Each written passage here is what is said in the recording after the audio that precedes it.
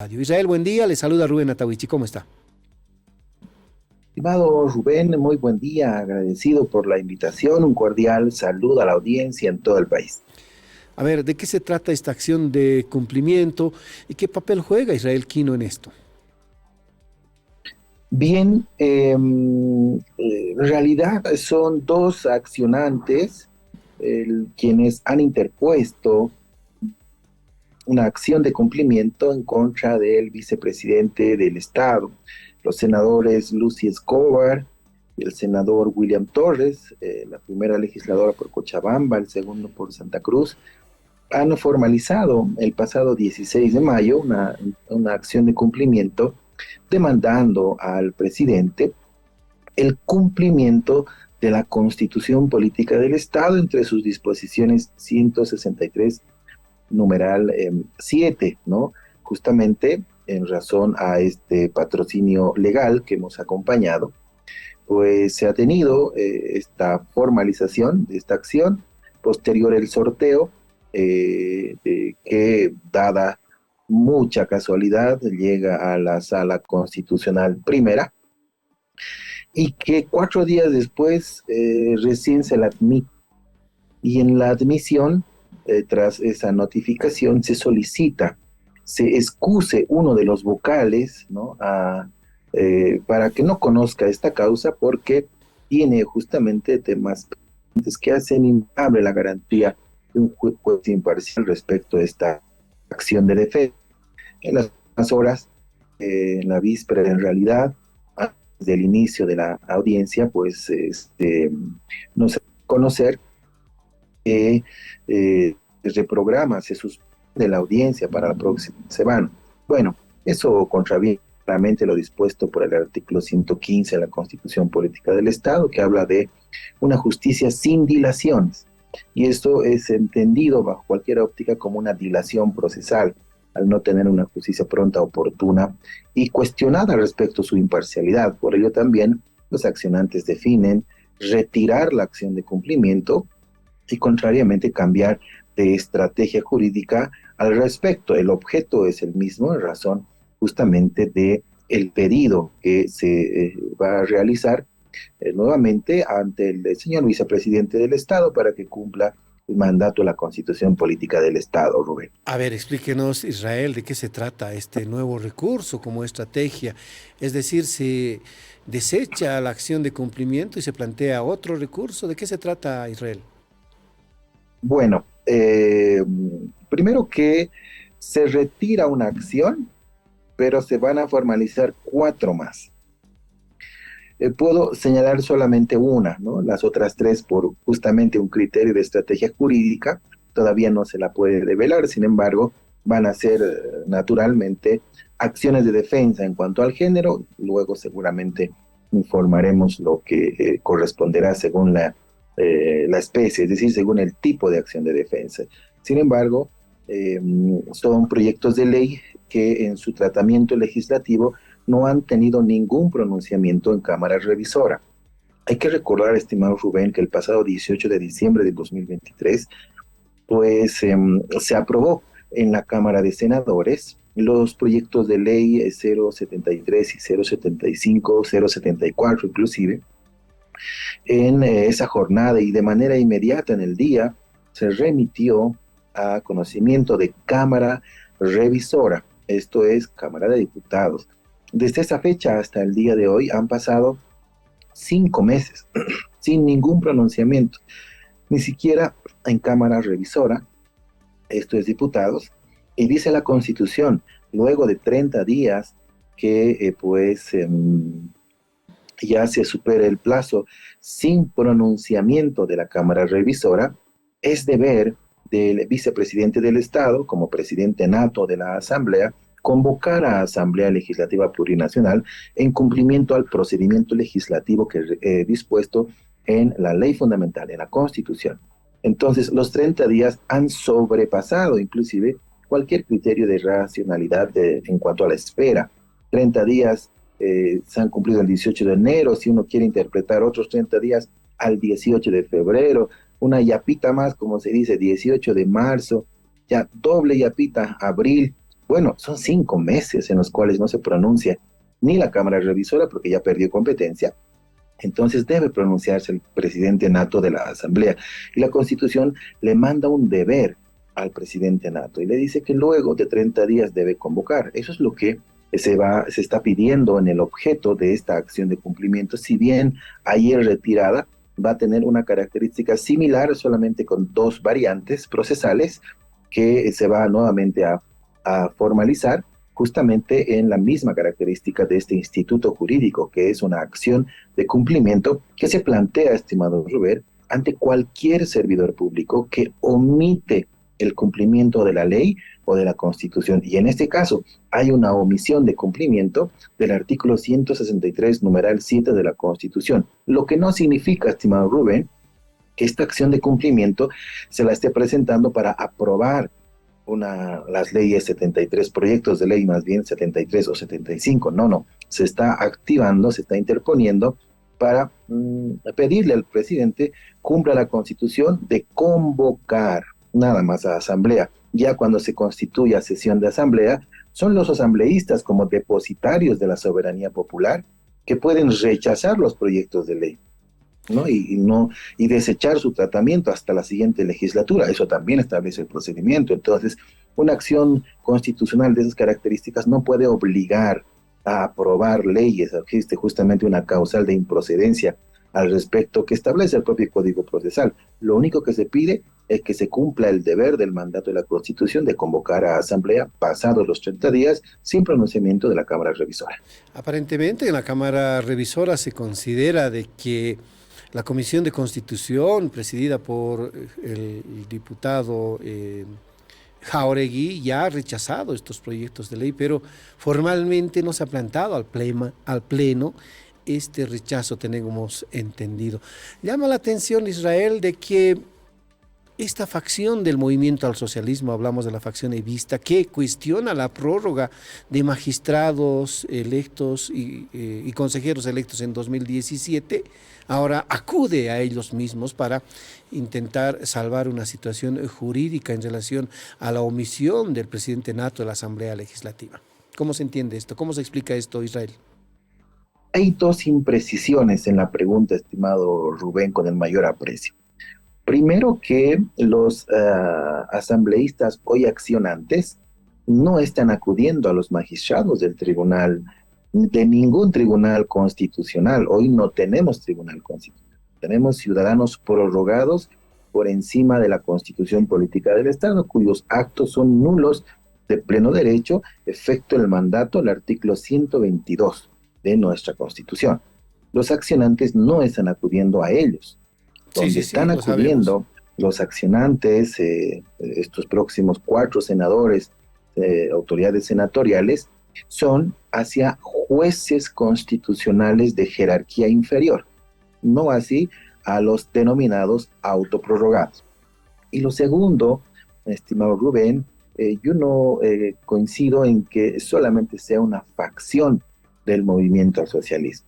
La ley, por ejemplo, estas en cuestión 73 y 75, han sido aprobadas por más de 2/3 de votos de las 3 fuerzas políticas, más Creemos y Comunidad Ciudadana en la Cámara Alta, que es la Cámara de origen. Entonces, creo que no es preciso señalar que solamente una corriente,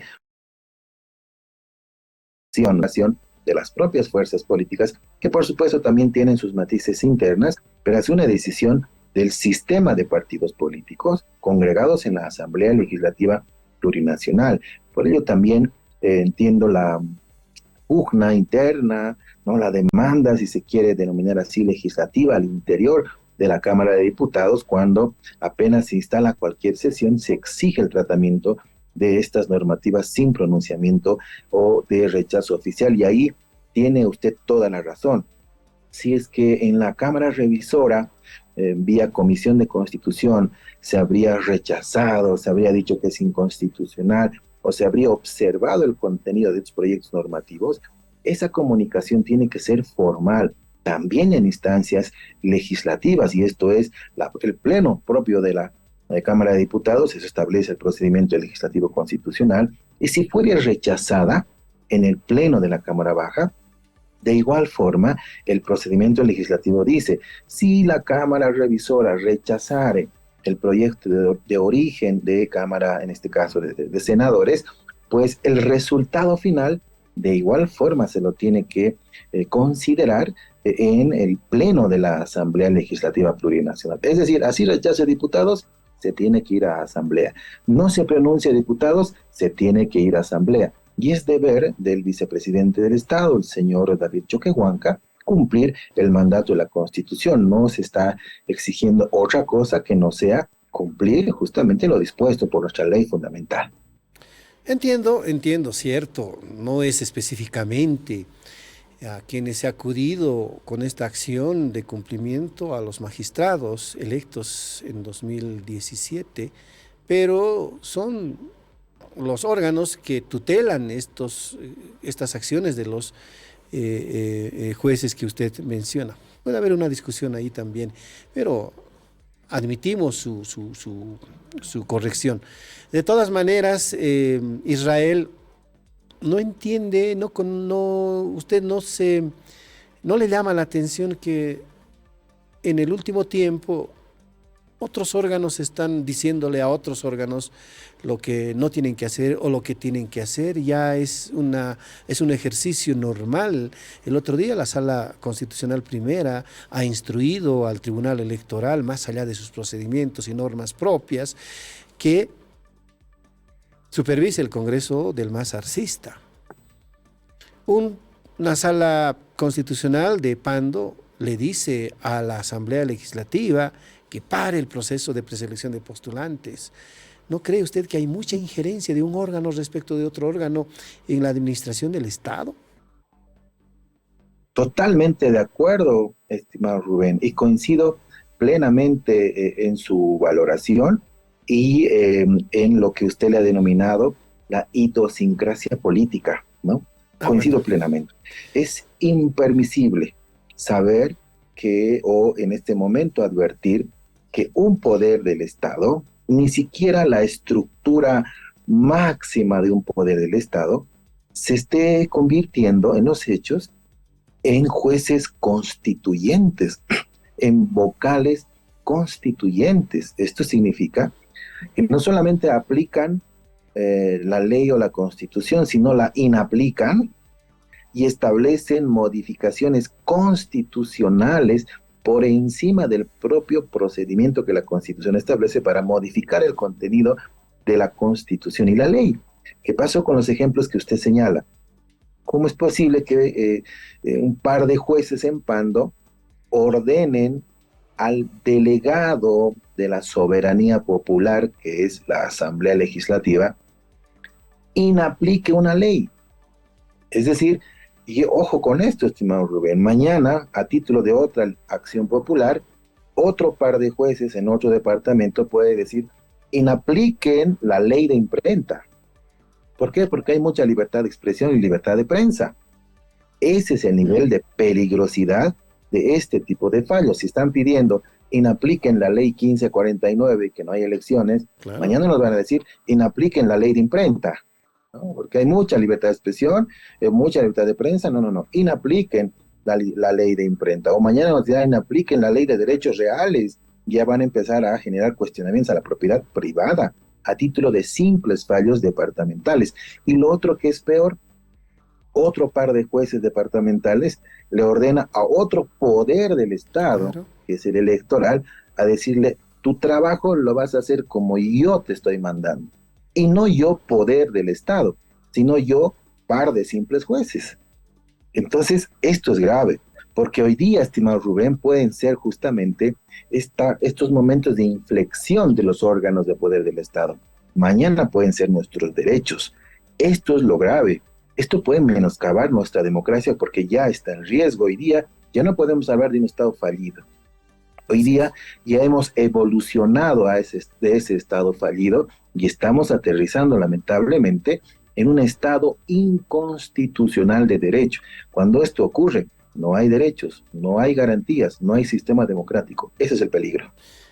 Pero es algo parecido lo que usted hace también con esta acción de cumplimiento. ¿no? Acude a un órgano, a un juez de un órgano para que haga lo mismo que se hizo con la suspensión de todo el proceso, pero esto es discutible. Para el contexto, sí, ayer he publicado una columna con el título de idiosincrasia política para cuestionar cómo los políticos se han acostumbrado en el último tiempo a incumplir las leyes y obligar a otros órganos a incumplir. También la institución del Estado pasó desde 2019, aunque ha pasado a lo largo de la historia del país, pero en el último tiempo desde 2019 y cierto, estamos en un desorden institucional muy complicado, pero eso es materia para otro tema, Israel. Será entonces en otra ocasión que podamos abordar estos temas. Hoy día va a presentar esta enmienda a la defensa legal de los senadores.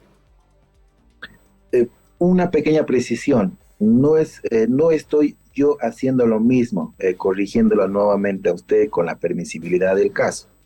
Lo que se está haciendo en este momento es patrocinar una acción de defensa, patrocinar en cuanto a un entendimiento de asesoramiento jurídico, una acción de defensa que exige cumplir la Constitución, nada más. No se está generando un fallo, ¿no?, que dispone incumplir la ley, vulnerar la Constitución o modificarla, ¿no?, desde una medida de una instancia judicial. Hay una gran diferencia en lo que usted refiere respecto a lo que hoy se está realizando. Sobre lo segundo, estimado Rubén, pues van a ser en las siguientes horas, probablemente esta tarde o hasta mañana, en que también se va a informar de parte de las autoridades senatoriales que se están sumando a estas acciones de defensa, de donde también se va a aclarar los objetos primero de los contenidos de las acciones constitucionales y segundo, el procedimiento a aplicarse. Es decir, también se va a evaluar en cuanto a la estrategia jurídica, ya no un procedimiento tradicional que puede ser a primera instancia donde es sede política del país, por ejemplo La Paz, desde donde emergieran presunta vulneración de derechos, entonces correspondería la jurisdicción del Distrito de La Paz, allí la primera variante. Eso también va a ser informado en las siguientes horas. Yo le pediría, con la permisibilidad del caso, este hecho sea informado por las autoridades senatoriales que también van a hacer conocer al respecto, por favor. Seguramente. Gracias, pues, Israel. Será hasta otra oportunidad. Muy buen día.